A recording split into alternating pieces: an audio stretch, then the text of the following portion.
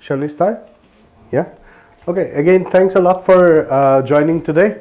It's really nice to see you all here. Uh, Today, I'm going to start with the first lecture, which is going to be more or less a very basic kind of lecture covering many different aspects of the course. And you might encounter a few words in the first lecture which you might not be very clear about. But as time goes on, by the fifth day, I think you will be able to get the meanings of all the unknown words that you get today. So in case you get a word that you don't know about, we have sufficient breaks in between. You ask us. And also you might like to put down all those words together so that we can discuss at a certain point of time what are the terms that you don't understand, or what are the terms that need to be specifically mentioned to the all the participants here.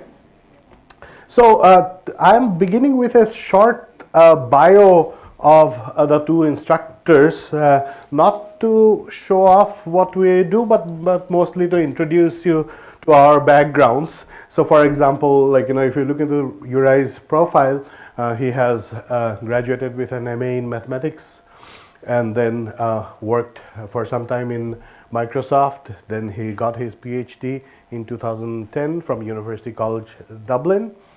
And then he was in Bielefeld University for 3 years before joining the Helsinki University. And his research area is mostly the speech production, modeling, speech technology, digital language typology, etc. So this is about Urai, and this is me.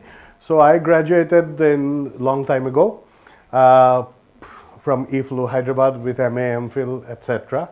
And then PhD in 2009 from University of Florida. I have to look into it because I don't recall all of these things actually.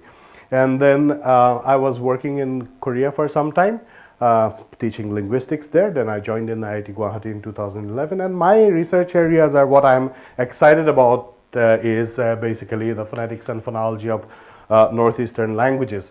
I love the unique variation that we have in this area, and I usually look into very small segments, such as that 200 milliseconds of tone, 100 milliseconds of a vowel, etc.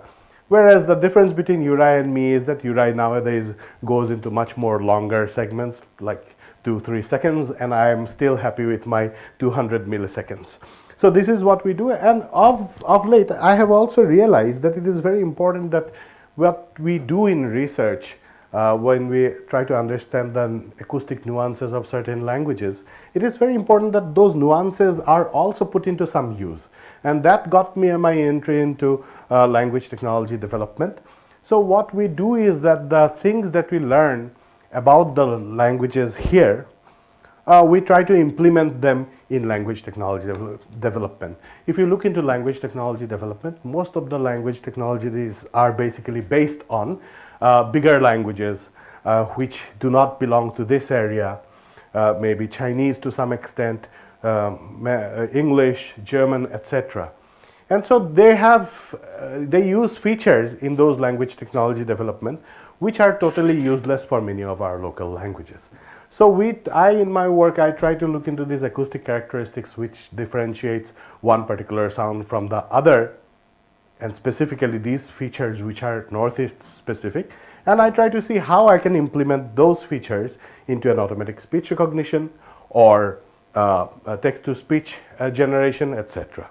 So that is where I got my language technology, my lead into the language technology development. So together, as Urai has already mentioned, we are, oops, I think I missed one slide. So I'll come here. Together, Urai and I, we are going to basically introduce the basic concepts of prosodic analysis. This is one of the goals of the course.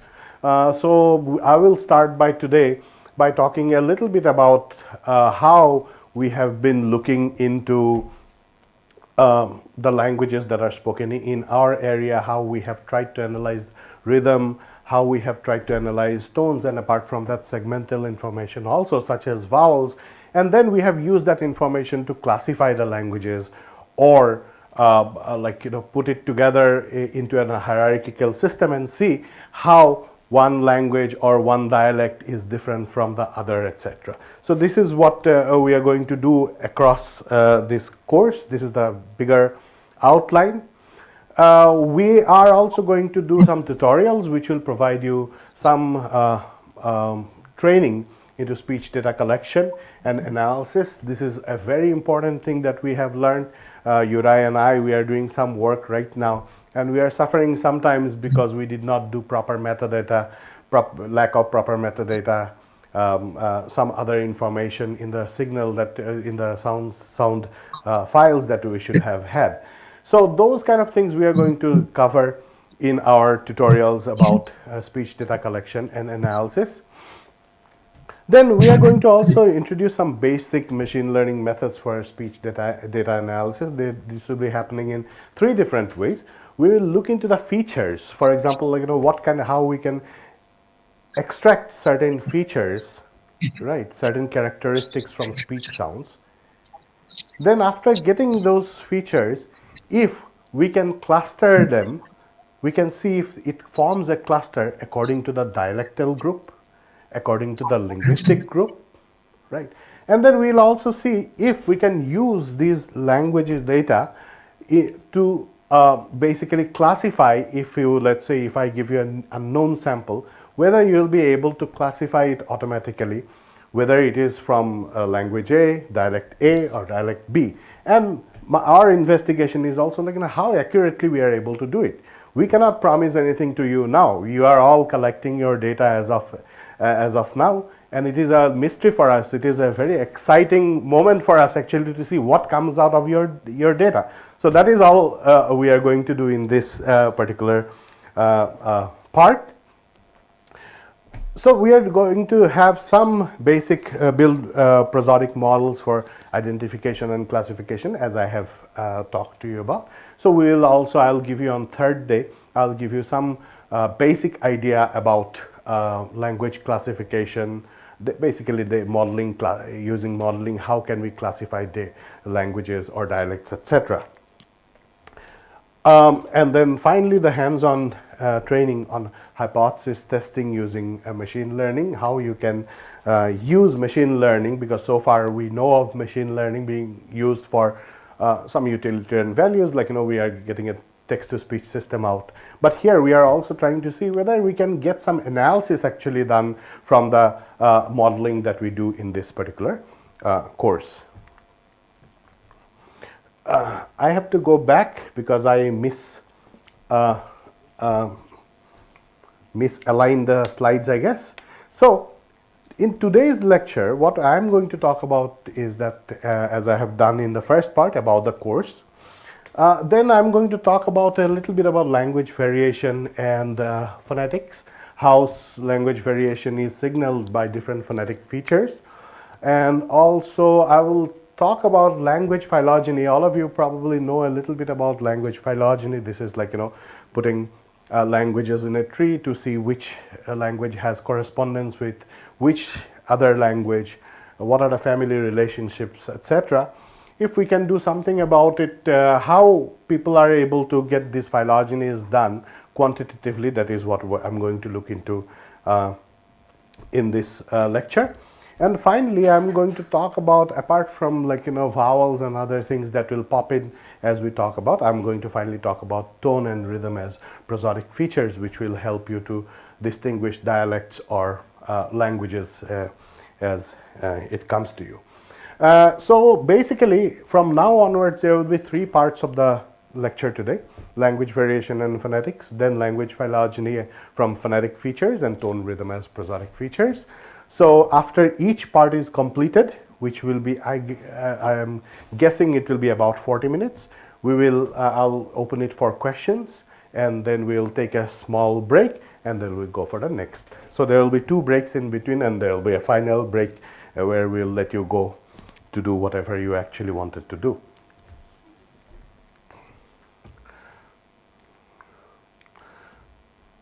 So language variation is the first topic that I'm going to talk about, and then I'm going to look at language variation in two different ways. One is like language, how language varies across different languages. For example, like when you are looking into language variation, if we can see the resemblances within among the languages within the language families, and also if we can see the differences across the language families. So this is one line of investigation that we have been doing over the time, and this is basically one type of language variation, which is the variation across languages. And there are many different features which might signal these kind of variations, which we'll talk about in the following slide. Then we also have variation within languages. We know that we have dialectal variations. That is not a that is the most common one, so everybody knows about it. We know that there are register variations. There are many.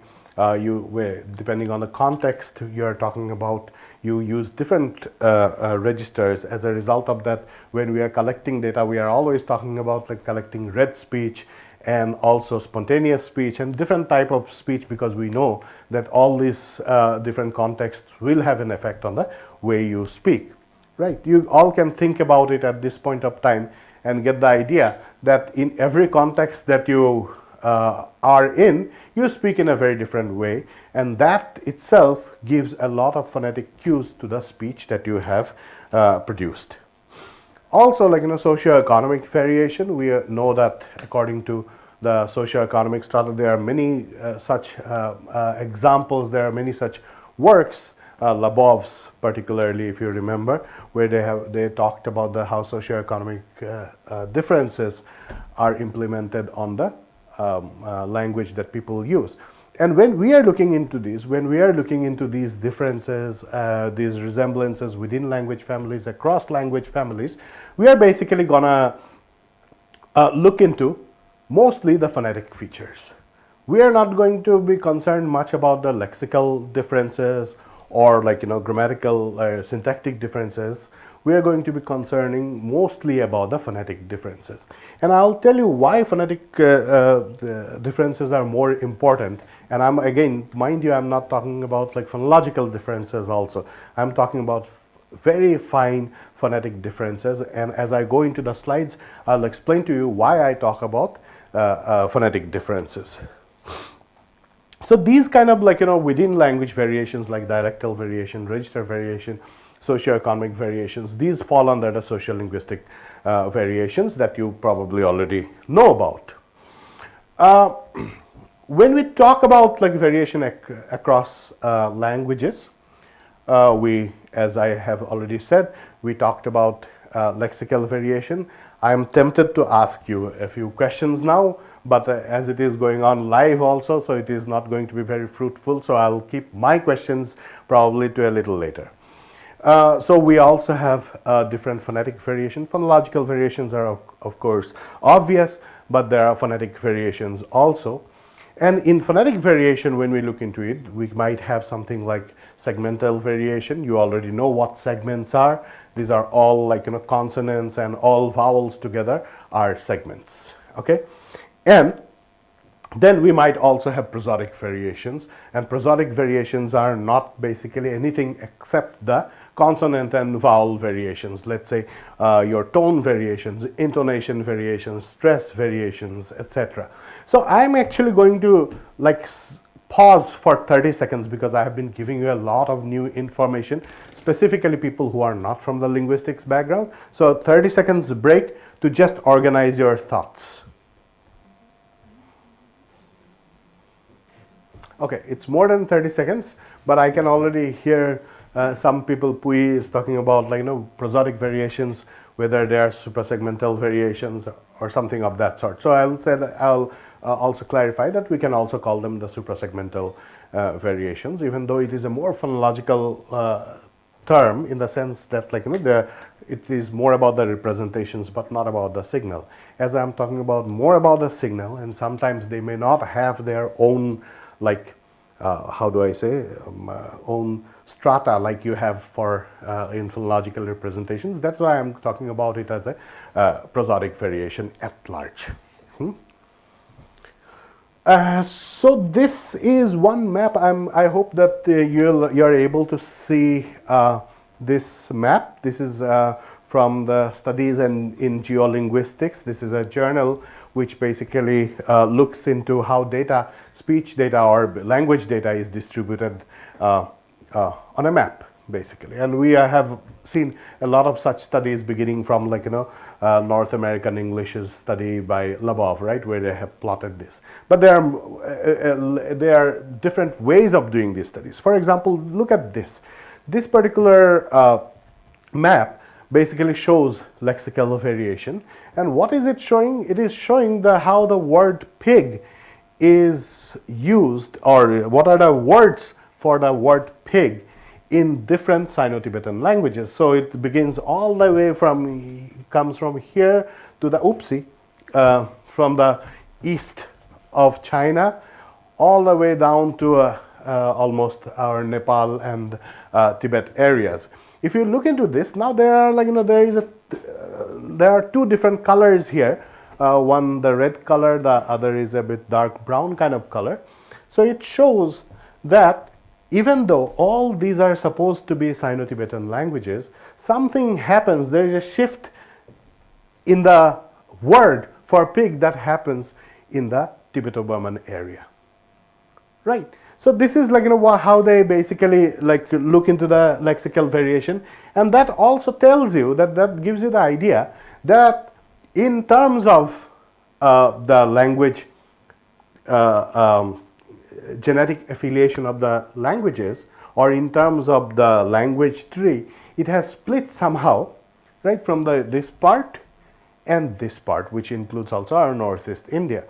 So the words, basically the basic words for pig, even though they are both from the Sino-Tibetan family, it is going to be different in this area. There are variations within the same word here too, but here you can see that there is a class difference, complete class difference in the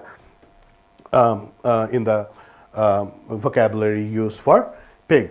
One of the interesting things that you might also notice here is that whenever you see these shapes, right, these shapes are going to basically denote that they are different words. So you can see how much variations there are there within one subfamily itself. I think this has touch. One subfamily itself. And you also see that a lot of these things are actually overlapping with each other, which basically makes the whole situation very complicated. That's why we cannot analyze languages just by taking the words, because, like, from different areas, and assume that they will be produced exactly the same in one particular geographical area. You'll still have several overlaps or several deviations. And if you are looking into several deviations, local deviations, actually machine learning is pretty good at resolving those deviations, right? And that is the whole goal that we are going towards. But if you look into this is lexical variation, and as I have told you earlier, I'm not very fond of lexical variation, so we'll talk about it a little later. But now we come to another variation across languages, and this is not a variation, rather it is a distribution, how sounds are distributed across languages.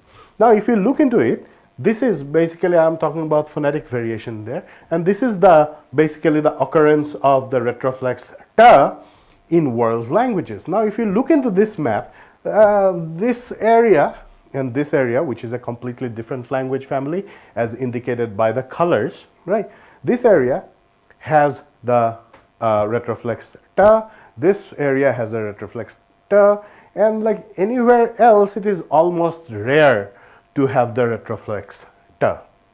So that tells us something very interesting, that there is something happening in the Indo-Aryan languages. Remember, Indo-Aryan languages, Indo-European languages, they run all the way from here, now here, to, they recently got Indo-European languages, I think some 100 years ago, but originally like this whole area is the Indo-Aryan area, but nowhere do we have the ta. So somehow this is a very South Asia specific feature of the Indo-European languages, and this variation puts these class of these group of languages together into one group. If you look into the other colors here, you can also see that this particular ta is also there in certain non-European languages in the area also. Maybe it has come from the Munda languages, maybe it has come from the Austroasiatic languages. There are several hypotheses about it, but you can see, like, here, like, these languages areally, you can see that is very restrictedly distributed. So this is one phonetic variation that we see across languages. We can see that across languages, like, this particular ta sound, here in this group of languages you can have the ta sound, but if you come to the other languages of the same language family, you would not have the ta sound. So my point here is that if you talk about language family wise characteristics, they might also differ from language group to language group, or language subgroup to language subgroup. So if you look into, like, the compared to this, like, if you look into the how variation occurs across languages, you see that, like, they are basically they have two ways of doing it. One is that lexical similarity, and then phonological differences. So now I would like to look at one example from the Borogaro languages, which is, like, two words for bird and water in the Borogaro languages. If you look into this Borogaro languages here, which is a subgroup of the Tibeto-Burman languages spoken in Northeast India, there is a very interesting pattern that you'll see. These Borogaro languages such as Atong, Boro, Dimasa, Koch, Rabha, the word for bird are tau, dao, dao, tu, etc. So there is a very close resemblance between one language's words to the other language's word. And then it is a very good supposition at this point of time that because they are all Tibeto-Burman languages, that's why they sound very similar to each other. If you look into water, again, like, they, ti, and here in Kochrava a little bit away, but still has the root of chi or chika, right? So these are all, you can see that very similar kind of sounding words. These are, like, phonetically very similar words that occur in the Borogaro languages. And as they are Tibeto-Burman language, we will be tempted to posit that the Tibeto-Burman languages would also have a similar, like, all Tibeto-Burman languages would have similar kind of words. Now we look into, so this is again to reiterate the point, Borogaro is again a sub-branch of the Tibeto-Burman languages. A lot of people, when they talk about the Northeast Indian languages, many people use the term Mongoloid languages, which is completely should be avoided. It's a more or less kind of race indicating term rather than a linguistic term. So let's avoid that. So now if I add, let's say, one more language, which is the Amri-Karbi language, which is also a Tibeto-Burman languages, to this table, what you see is that now things have totally changed. Even though it is a Tibeto-Burman language, the word for bird now is wo, almost has nothing to do with this dao or tao, etc. The word for water is lang. Right. So my point here is that even though they all belong to the Tibeto-Burman languages, it is not the case that they will share all the characteristics of Tibeto-Burman languages. There would be sub-family wise characteristics that will be characterizing the subfamilies of the Tibeto-Burman languages. So this is what we see here. Now you might be curious about these 1, 1, 1, 2 numbers written below it. So this is, we did a study, I think a long time ago in 2011 or 12, and then what we did is that whenever a word had some sort of similarity, we considered it as within the same group. So it is, they are all within the group 1. When the word is not similar to the group, then we put another number 2. If it is, let's say, fa or something, then we would have put 3, and so on and so forth. The same thing is happening here, 1, 1, 1, 1, all fall under the same group, but this lung fall under the second group there. Okay, so at this point of time, what we are saying simply is that only by looking at phonological differences, you might not actually get the total picture of one language family's genetic affiliation, because within the Tibeto-Burman family itself, you might have several differences in the words that are used for certain certain lexical items. So these kind of lexical similarity that we have, what we have seen just now, it is used usually in the comparative method of hypothesizing different language trees. So you must have those who have done linguistics, they must have done it in their basic linguistics course, that like, when you see similarities, then basically you consider them within the same language family, and then you create, based on how they have split into different variations, you basically branch the trees and assume that at some certain point of time in the history, this language has, the proto-language has split into these many branches, they have split into so many sub-branches, etc. So the whole idea about these kind of comparative method is that they basically lie on two assumptions. One is that there should be phonetic similarity, and there should be semantic correspondences in the word that we are looking into, right? And that is also two things that you have to completely avoid, that there should not be any, these should not be just borrowings from one language to the other, right? Or it should not be a chance kind of correspondence. If you look into it, a lot of times we talk about these chance correspondences.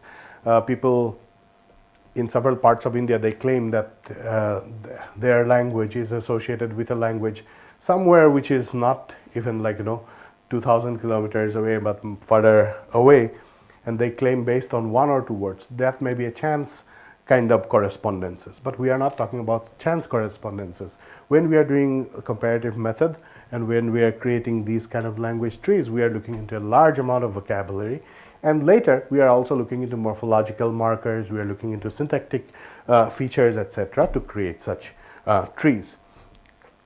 So with this, what we are doing is that these kind of analysis, what we are doing is that we are again creating some sort of hierarchical trees, right? And the reason I'm talking about hierarchical trees at this point of time is that throughout the course, we'll be talking about a lot of different types of hierarchical trees. And I don't want you to confuse those trees with these kind of trees. These kind of trees have a very specific purpose to see at what historically, how a language has evolved, and at what point the languages have split from one another, etc. Right? But in our case, we are actually looking into languages that are in situ at this point of time. We are looking into the synchronic varieties of the language, and we are wondering that how come a person who speaks English, even though he speaks English, I can still find out that he is from Kerala. Or how come a person who speaks English and I can still find out that he is from somewhere from Punjab. Right, this is what the question that we are going to raise in this course, and because of which we will be using different kind of hierarchical representations in the following days. So today is a much broader kind of overview. I know you might have a lot of questions. You have questions, you write them down, you ask at the correct time, but don't get confused and don't keep it to yourself. So this such kind of tree, based on these kind of lexical similarities, was one of the first one. Schleicher, right? Schleicher proposed this tree in 1853, and you can see that he is talking about the Indo-German tree. And this was one of the first one. Actually, the paper is downloadable, so because this is almost 200 years old now, so you can download this paper, and well, it's in German, right? But you can still read it if you know how to read German. So this is one of the earliest representations of the language tree. And following that, in the following years, we started to propose a lot of different trees, mostly based on these lexical similarities and phonological correspondences. Some of them turned out to be true, many of them did not turn out to be true also.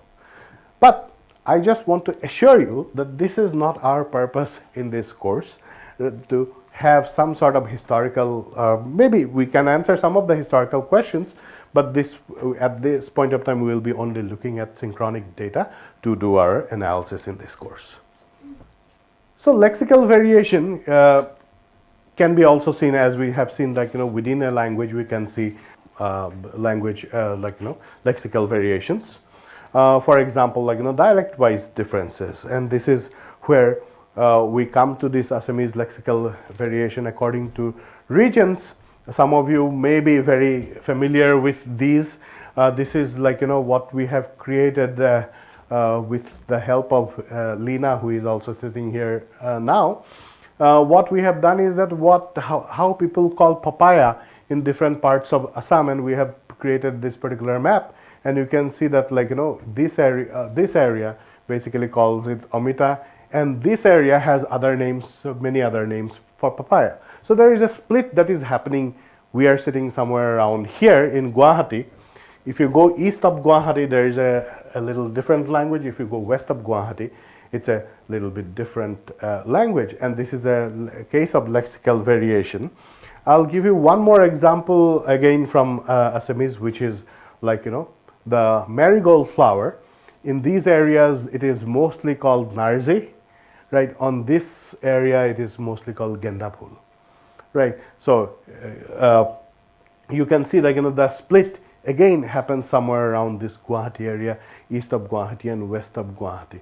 Again, but what you need to see here is that the colors are not exactly all dark at all places. There are variations even in these areas, right? There are overlapping areas, and that is why we cannot actually assume that this will be a common feature, or it will be it will be overwhelmingly true throughout the whole eastern area or the western area.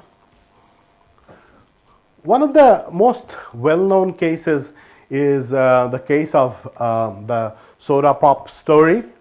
You can see that in American English, the carbonated drinks, what we call cold drinks here. Cold drinks is in some places it is called Coke, soda, or sometimes called pop, and based on that actually the US is divided into several different areas. So there were lots of studies that were done in the past. The Americans have been collecting a lot of data on their own languages. The British are also doing that. So this one was actually the data from Harvard Dialect Study. You can go to this website. Anyway, the slides will be shared with you, so you can access all these links later. So if you look into this is the area where a carbonated drink or a cold drink is called pop. In this area, it is called just Coke. No matter what you're drinking, actually, it is called Coke. And in these red areas, it is called soda. So whatever you have, whatever cold drinks that you have, it is called soda. So within one language, we know that there is a lot of difference that may exist in terms of the lexical terms that are being used. This is one example from, this is again another marvelous dialect study that was done in the UK, and this one is about the phonological variation. It is called the British Dialects Survey, Our Dialects. You can go to Our Dialects online and you can see all this data. I mean, this is something for us to learn because we don't have such kind of maps for India, Indian English, Hindi, or any other languages. So this, when we get all together through these kind of courses, this is where we can put our efforts in creating such a database.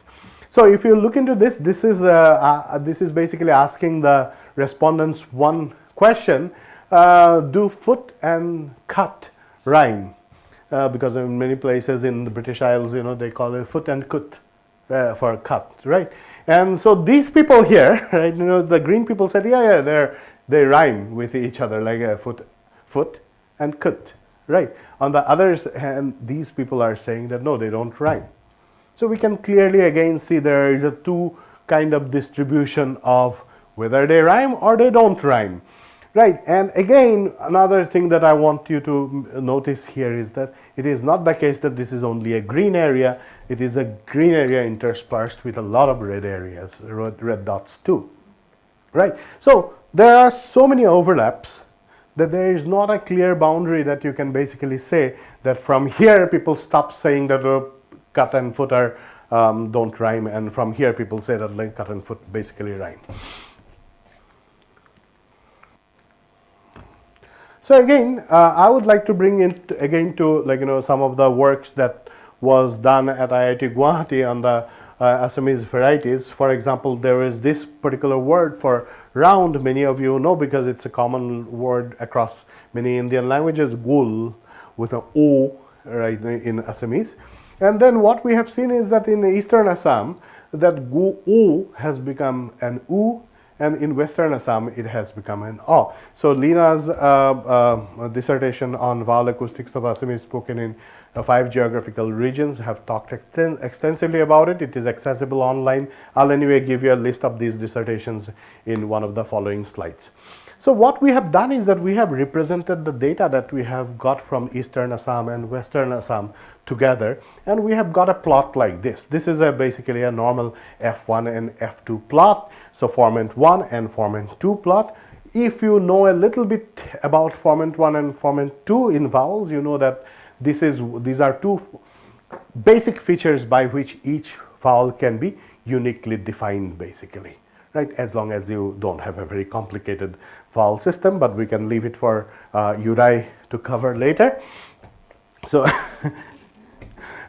so if it is not a complicated system, usually if you take this something called the formant 1 value and formant 2 value, then you should be able to define every vowel into a unique place. So every vowel, if it is in a unique place and if it is a completely independent phoneme, then when we get these F1 and F2 values by using some sort of acoustic analysis, which we'll learn in the rest of the following days, then they should have these kind of distributions. This is the mean value of the F1 and F2, and this is the distribution about I think it's 1 standard deviation of the mean, right? You can see that these are not overlapping. This is A, right? However, if you look into this, the story that I am telling you, there, U and U, they are all overlapping with each other here, right? On the other hand, if you go to the other Western variety of Assamese, then you will see that this guy, which is going up here, would actually go down, right? And then this guy would also go down.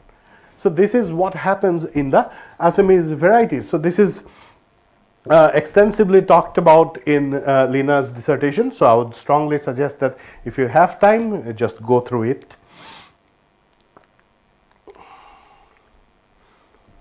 So what we came to know is that these kind of language variations so far that we have seen, these variations may be captured using the lexical differences, phonological differences or phonetic differences, and I'm making a distinction here intentionally because some of these differences may not be phonologically relevant, or you may not actually categorize them as another category, but signal wise, as acoustic characteristics wise, they might have enough information to distinguish them according to the dialect categories or the language categories. So language variations may be captured by using lexical, phonological, even syntactic differences. There may be phonetic similarities among languages in the same language family or within the same language subfamily, but it is not always written on stone. You might again have exceptions there. However, subtle phonetic variations may exist among the dialects of the same language, and which may not be phonologically relevant, as I have said, and this is what our goal is, to find out how we can capture these subtle phonetic differences between a language and the other, or a dialect and the other.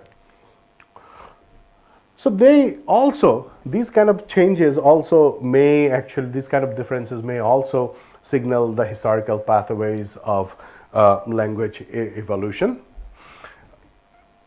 So far, the parts that we have been talking about, do you call the foot and cut as the same are they rhyming, etc. All this kind of data that we have seen in the previous slides, except the form and frequency one, has one big problem. These are actually not quantifiable data, because the answers, you are getting the answers either in in some sort of responses, but not sort of any sort of scales, or not in any sort of numerical values. So it is very difficult for us to work on them using some computational methods. So they are either present, these features are either present, absent, those kind of values that they have, but we cannot code them into making some sort of computational hierarchies. So this is what we are going to look into in the next part, that what we can actually compute, or how we can get things, features which we can compute in the for hierarchical clusterings or further modeling of the speech sound. So we'll just stop here for questions, so you can ask me questions if you like. Anything that you don't get so far? Is it all easy? Nothing to worry about so far? Right? Basic stuff. So I have a question. When you showed the tree, the language variation tree, and now in that tree, do we make the same way how we make for other species? Like the closer the language is, the closer they are, and how do they map it across in the tree? Like how does the mapping work? Because in certain languages there are certain words which will be closer, and then in other languages there are other words that will be closer. But in like, if we would do the same, but how do we make it like on a spectral that looks like, okay, they are closer to a certain languages? Yeah, so the whole idea is that this, as you have said, this not each language is going to be equally close or distant from the other language, right? That we have to accept. And also when we are doing this kind of analysis, we are looking into a large amount of data, right?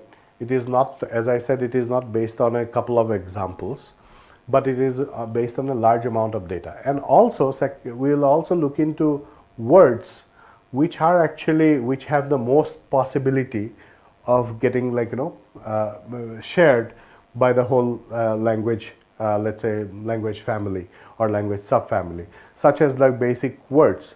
So that's why we have in the next upcoming slides, we have a little bit of discussion on that. That's why people use word lists of specific words which are most commonly available across languages, which have the most possibility of actually getting, how do I say, dispersed in the linguistic family or subfamily. But I think a lot of your questions will be answered in the following slides. Did you want to make a remark there?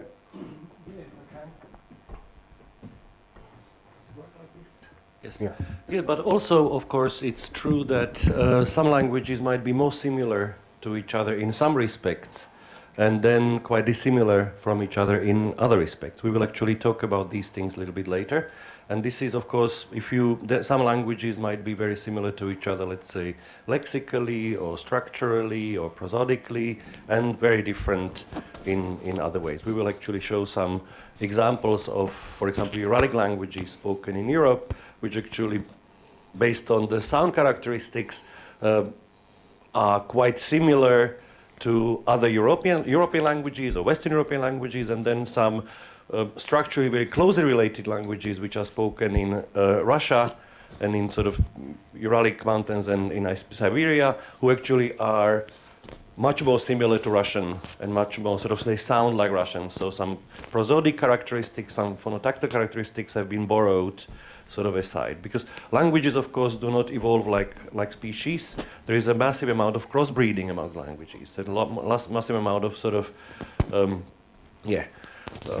creolization and the language mergers and borrowings. And borrowings do not only come in lexicon, they come in morphology, in grammar, in phonetics, in prosody, and in all of, potentially many of these different characteristics at different rates, and borrowing from the different. That's what makes it so complicated and so exciting and so interesting. So we will talk about these things, I hope, much more.